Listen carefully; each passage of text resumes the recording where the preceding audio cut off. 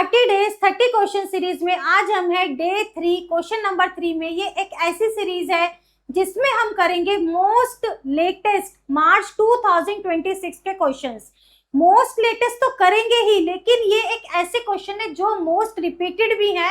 हर साल किसी ना किसी तरीके से छोटा मोटा ट्विस्ट लगाकर आपके एग्जाम में पूछे ही जाते हैं। तो most repeated and most latest question है, और ये लेटेस्ट क्वेश्चन है मार्च 2026 के। तो लेटेस्ट स्ट्रेटेजी पर बेस्ड है, लेटेस्ट पैटर्न पर बेस्ड है, और जो आपके हाफ ईयरली एग्जाम आने वाले हैं उसमें भी लेटेस्ट पैटर्न ही आपकी टीचर्स फॉलो करेंगी। तो ये क्वेश्चन बहुत हेल्पफुल रहने वाले हैं। डेली का सिर्फ एक क्वेश्चन करेंगे। जिस भी बच्चे ने अभी तक कुछ नहीं पढ़ा तो टेंशन मत लेना, डेली का एक क्वेश्चन तो कर ही लोगे। 10 से 15 मिनट लगेंगे क्वेश्चन समझने में, और मैं क्वेश्चन में इस तरीके से समझाने की कोशिश करती हूँ कि आपके बहुत सारे कॉन्सेप्ट उस क्वेश्चन से क्लियर हो जाए, उस एक क्वेश्चन से आपके बहुत सारे कॉन्सेप्ट क्लियर हो जाए। इस तरीके से समझाऊंगी, कुछ एमसीक्यू भी निकल जाए, कुछ छोटे मोटे क्वेश्चन भी निकल जाए। तो ध्यान से करो, एक भी क्वेश्चन इस सीरीज का मिस मत करना। कितना भी आलसी बच्चा हो यार, 15-20 मिनट तो बच्चा दे ही दोगे आप। क्लियर है? तो स्टार्ट करते हैं। यहाँ से देखो डे 3 क्वेश्चन 3, और यहाँ पर देखो 2026, 2025 और 2024, और तीनों ही साल में 5 मार्कर्स में आपका क्वेश्चन आया है। 5 मार्क्स का क्वेश्चन है। यहाँ पे देखो एक मैट्रिक्स गिवन है और आपको system of linear equation solve करना है। पहले 2025 से पहले ये डायरेक्ट क्वेश्चन बन के आता था, लेकिन अब छोटा सा ट्विस्ट दे दिया जाता है। क्वेश्चन सॉल्व करवाती हूँ तभी बात करेंगे कि कौन से ट्विस्ट की मैं आपसे बात कर रही हूँ। अब देखो यहाँ पर ए गिवन है, ए इनवर्स फाइंड आउट करना है। सबसे सिंपलेस्ट है। ए इनवर्स का फॉर्मूला हमें डायरेक्ट पता है क्या होता है, 1/a का डिटर्मिनेंट इनटू एडजॉइंट ऑफ ए। तो इसके लिए पता लग गया हमें क्या फाइंड आउट करना है। सबसे पहले तो डिटर्मिनेंट की वैल्यू चेक करेंगे कि वो नॉन जीरो है या जीरो है। अब यहाँ पे डिटर्मिनेंट की वैल्यू चेक करेंगे। मैं ऐसा मान के चल रही हूँ आप बच्चों को डिटर्मिनेंट तो एटलीस्ट फाइंड आउट करना आता ही होगा।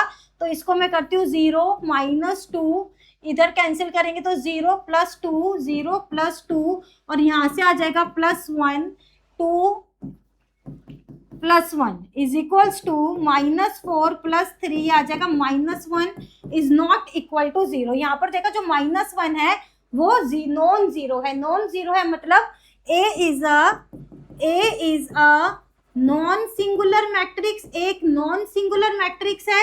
Hence A inverse exist. ठीक है, हमने दो तरीके की पढ़ी है मैट्रिक्स। एक होती है सिंगुलर जिसमें 0 के इक्वल आ जाता है तो उसमें इनवर्स एग्जिस्ट नहीं करता। जब नॉन सिंगुलर आता है मीन्स वो नॉन जीरो आता है उसका डिटर्मिनेंट, तो वो नॉन सिंगुलर मैट्रिक्स होती है और ए इनवर्स एग्जिस्ट करता है। अब हम प्रोसीड करेंगे ए इनवर्स फाइंड आउट करने में। तो adjoint of A find out करना है। एडजॉइंट ऑफ ए से पहले हमें फाइंड आउट करने होंगे इसके कोफैक्टर्स। तो मैं यहाँ पर इस मैट्रिक्स को राइट डाउन कर लेती हूँ 0 to 1। ए मैट्रिक्स हमें गिवन है 0 to 1, -2 - 1 - 2, -2 - 1 - 2, 1 - 1 0, 1 - 1 0। क्लियर है? अब यहाँ पर इसके कोफैक्टर्स फाइंड आउट करेंगे। कोफैक्टर्स, हर एक पोजीशन के लिए अलग कोफैक्टर होता है। तो इसको डिनोट कैसे करते हैं, कैपिटल ए विद इसकी पोजीशन। जैसे हमें A11 पोजीशन के लिए फाइंड आउट करना है तो इसकी रो और इसकी कॉलम कैंसिल कर देंगे। तो कौन सी मैट्रिक्स बचेगी, यहाँ पे डिटर्मिनेंट बचेगा -1 -2 -1 0, और यहाँ पर आएगी -1 की पावर, इसकी पोजीशन को ऐड कर देंगे। क्लियर है? ऐसा ही सभी के साथ होगा। 1 2 सेकंड का और लिख के दिखा देती हूँ, -1 की पावर 1 + 2। अब इसका फाइंड आउट करना है तो इसकी रो इसका कॉलम कैंसिल करेंगे तो यहाँ पे आ जाएगा -2 - 2 1 0। क्लियर? इसे सॉल्व करो यहाँ पर तो A11 की वैल्यू आ जाएगी, ये पॉजिटिव हो जाएगा, स्क्वायर हो जाएगा, और यहाँ से आ जाएगा 0 -2 -2 आ जाएगा। इसके लिए आगे नेगेटिव का साइन -1 आ जाएगा, और 0 + 2 हो जाएगा 2, तो यहाँ से आ गया -2। अब इस तरीके से हम सारे एलिमेंट्स का फाइंड आउट कर लेंगे। 8 1 3 इसके लिए करेंगे तो देखो ये 4 हो जाएगी तो माइनस का साइन नहीं आएगा, तो यहाँ पे आ जाएगा 2 + 1 3 के इक्वल। 8 2 1 फाइंड आउट करेंगे यहाँ से माइनस का साइन आएगा तो आ जाएगा, आप बच्चे भी फटाफट से करो अपने रजिस्टर में, यहाँ पर हम कोफैक्टर्स कैलकुलेट कर रहे हैं। 0 + 1 -1 A2 2 0 -1 A2 3 माइनस का साइन आ जाएगा 0 -2, ये हो जाएगा 2 के इक्वल। A3 1 -4 + 1 -3 A3 2 0 माइनस का साइन आ जाएगा 0 + 2, ये आ जाएगा -2 A3 3 0 + 4 के इक्वल आ जाएगा। यहां से सारे कोफैक्टर्स हमने कैलकुलेट कर लिए। अब कोफैक्टर मैट्रिक्स, इन्हीं कोफैक्टर को यूज करते हुए लिखेंगे cofactor matrix. Step by step समझते जाओ, ए इनवर्स तक ही हम पहुंच रहे हैं। तो अब यहां से आप देख सकते हो कोफैक्टर मैट्रिक्स लिखते हुए ध्यान रखना, देखो पोजीशन का, ये रो फर्स्ट रो के एलिमेंट्स देख लो। सबसे पहले -2 -2 3 -2 3। अब सेकंड रो के एलिमेंट्स देख लो, -1 -1 2 -1 -1 2। थर्ड रो के देख लो -2 4। ये ध्यान रखना है फर्स्ट रो के, सेकंड रो के, थर्ड रो के, क्योंकि बच्चे इसी में गलती करते हैं, आगे पीछे लिख देते हैं, ये कहीं लिख देंगे, ये कहीं लिख देंगे, ये कहीं लिख देंगे, तो कोफैक्टर मैट्रिक्स गलत हो जाएगी, एडजॉइंट ऑफ ए गलत हो जाएगा, ए इनवर्स गलत हो जाएगा, फिर कंफ्यूज ही रहोगे आप। ठीक है, -3 -2 4 -3 -2 4। अब एडजॉइंट ऑफ ए क्या होता है? एडजॉइंट ऑफ ए होता है कोफैक्टर मैट्रिक्स का ट्रांसपोज। -2 -2 3 -1 -1 2 -3 -2 4 का ट्रांसपोज। तो यहां से एडजॉइंट ऑफ ए किसके इक्वल आ गया? -2 -1 -3, इसका ट्रांसपोज कर रही हूँ, -2 -1 -2 और 3 2 4। यहां से देख रहे हो कितने कॉन्सेप्ट यूज हो रहे हैं, ए इनवर्स का, नॉन सिंगुलर मैट्रिक्स का, कोफैक्टर्स का, उसके बाद डिटर्मिनेंट फाइंड आउट करने का, और यहाँ पर हो गया आपका एडजॉइंट ए का, ट्रांसपोज का, सारे कॉन्सेप्ट यूज हो रहे हैं यहाँ पर।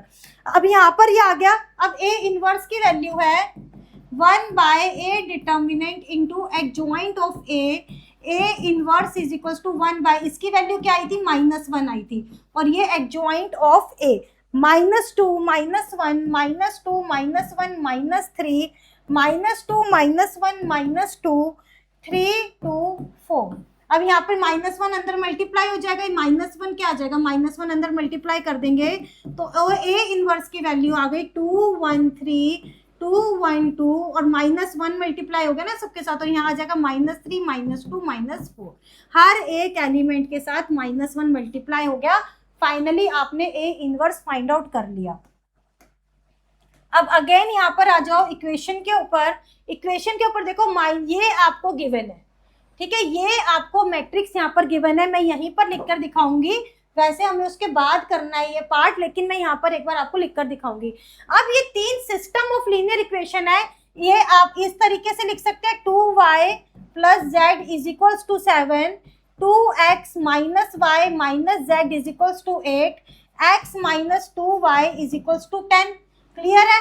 अब यहाँ पर जो x y z के कोफिशिएंट है वो एक मैट्रिक्स बनती है, और हमने चैप्टर पढ़ते हुए सीखा था वो a b c से हम लेते हैं, लेकिन यहाँ पर a हमें ऑलरेडी गिवन है, तो हमें ऐसे नाम से स्टिक नहीं होना। जब मैं हमेशा सिखाती हूँ एक नाम से चिपक नहीं जाना, हमें क्या करना है, इसका कुछ और नाम ले लेंगे, इनको c और d ले लेते हैं। यहाँ पे मैं मैट्रिक्स ले लेती हूँ c जो इसके कोफिशिएंट है, देखो यहाँ पर x का कोफिशिएंट 0 है, y का -2 और z का 1, x का 2 -1 -1 1 -2 और z का 0 है। ठीक है, एक x बनेगी यहाँ पर, वो बनेगी x y z वेरिएबल की मैट्रिक्स, और d मैट्रिक्स बनेगी कॉन्स्टेंट्स की 7 8 10। क्लियर है? अब यहाँ से by the definition of the linear equation जो हम सॉल्व करते हैं मैट्रिक्स मेथड से, cx is equals to d के इक्वल आता है। क्लियर? और x किसके इक्वल आता है? x आता है C इनवर्स D के इक्वल, x आता है C इनवर्स D के इक्वल। क्लियर है? यहाँ पर आ जाओ। अभी ये आपको system of linear equation given है, इससे हमने मैट्रिक्स बना ली यहाँ पर। क्लियर? अब यहाँ पर ये C इनवर्स D के इक्वल है, पर यहाँ पर आप एक चीज देख सकते हो, A में और C में कुछ ना कुछ रिलेशन है। जब भी इस टाइप के क्वेश्चन आएगा ना कि आपको system of linear equation solve करने से पहले कह देगा कि पहले ए इनवर्स फाइंड आउट करो या किसी दो मैट्रिक्स का प्रोडक्ट फाइंड आउट करो, तो कुछ ना कुछ रिलेशन जरूर आने वाला है। इस बात को दिमाग में बिठा लेना, कुछ ना कुछ रिलेशन जरूर होगा। अब आप इनको कुछ कंपेयर करना स्टार्ट करो। अगर हम कंपेयर यहाँ से करते हैं तो मुझे यहाँ से पता लग रहा है कि ए जो है वो सी का ट्रांसपोज है, सी है ए का ट्रांसपोज। देखो 0 - 2 1, 0 - 2 1, 2 - 1 - 1, 2 - 1 - 1, 1 - 2 0, 1 - 2 0। देख रहे हो ये एग्जैक्टली सेम नहीं है, पर ये इसका ट्रांसपोज है। तो इसको क्या लिख सकते हैं, x इज इक्वल्स टू, यहां से देखो C इनवर्स D को क्या लिख सकते हैं, x is equals to C की जगह क्या लिख सकती हूँ, A ट्रांसपोज और उसका इनवर्स इंटू D। क्लियर है? अब ये ट्रांसपोज और इनवर्स का साइन इंटरचेंज हो जाएंगे। अब यहां पर आ जाएगा x is equals to A inverse का ट्रांसपोज इंटू D। x की वैल्यू अब इससे निकल जाएगी, इसीलिए मैंने इस पेज पर इसको लिखकर दिखाया। अब हमें लास्ट में क्या मिला, x जो है हम कैसे फाइंड आउट कर सकते हैं, a इनवर्स का ट्रांसपोज। समझ रहे हो, C X is equals to D matrix method, x से आ गया सी इनवर्स डी, लेकिन इसमें कुछ रिलेशन निकला कि जो c है वो a का ही ट्रांसपोज है, तो हमने c की जगह लिख दिया a ट्रांसपोज। अब a ट्रांसपोज का इनवर्स, ये दोनों साइन इंटरचेंज हो गए। यही एक ट्रिक है। इससे पहले ये बिल्कुल सेम आया करता था, 2-3 साल पहले ये c और ये a इक्वल ही होते थे, बिल्कुल एग्जैक्टली सेम होते थे। लेकिन बस अब एक ट्विस्ट दे दिया कि ये इसका ट्रांसपोज दे दिया, तो इन साइन को इंटरचेंज करेंगे तो x आ जाएगा a इनवर्स का ट्रांसपोज इंटू d। अब आगे चलते हैं, ये a इनवर्स है, तो वहां से हमें क्या पता चला, x is equals to c inverse d था, x is equals to a का ट्रांसपोज इनवर्स d आया, और ये साइन इंटरचेंज हो गए दोनों, तो यहां से मिला a इनवर्स का ट्रांसपोज इंटू d मिला। अब x इज इक्वल्स टू, यहां पर मैं लिख रही हूँ a इनवर्स का ट्रांसपोज आएगा d की वैल्यू क्या थी, 7 8 10 थी। क्लियर है? यहां से a इनवर्स लिखो। अब 2 1 3 2 1 2, 2 1 3 2 1 2, -3 -2 -4, -3 -2 -4, इसका ट्रांसपोज, ये तो हमने a इनवर्स लिखा है ना, इसका ट्रांसपोज करेंगे पहले, तो x यहां से क्या आ जाएगा, 2 2 -3 2 2 -3 1 1 -2 1 1 -2 2 3 2 -4 3 2 -4, इसका ट्रांसपोज हो गया, और यहां से ये आ गया एज इट इज 7 8 10। क्लियर है? अब हम इसको मल्टीप्लाई करेंगे, इसकी रो में डिवाइड कर दिया, इसको कॉलम में तो सिंगल कॉलम में, और x क्या है, यहाँ पर x की जगह हम लिख सकते हैं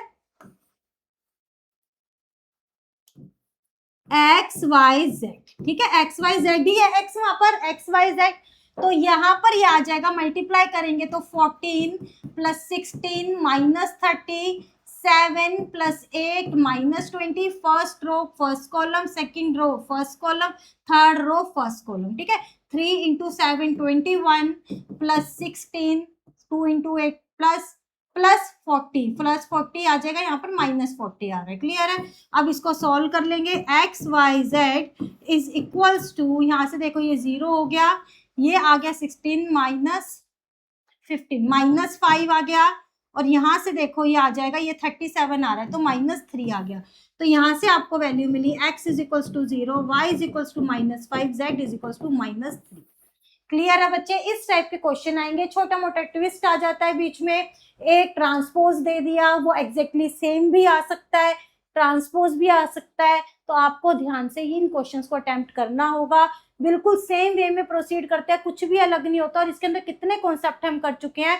को फैक्टर मैंने बता दिया था फाइंड आउट करना, लेकिन जो डिटर्मिनेंट की वैल्यू थी वो मैं मान के चल रही थी कि वो आप सब बच्चों को आती होगी। क्लियर है बच्चा? तो इस टाइप के क्वेश्चन है, कोई भी क्वेश्चन मिस मत करना और ज्यादा से ज्यादा अपने फ्रेंड्स के साथ शेयर कर दो और खुद भी इस चैनल को सब्सक्राइब कर लेना, नहीं तो आपसे मिस हो जाएंगे। 30 डेज क्वेश्चन सीरीज है, बेस्ट सीरीज है, मैं बोलूंगी बहुत बढ़िया सीरीज है। डेली के 10 से 15 मिनट सिर्फ और सिर्फ एक क्वेश्चन करना है, कोई बड़ी बात नहीं है। क्लियर है बच्चा?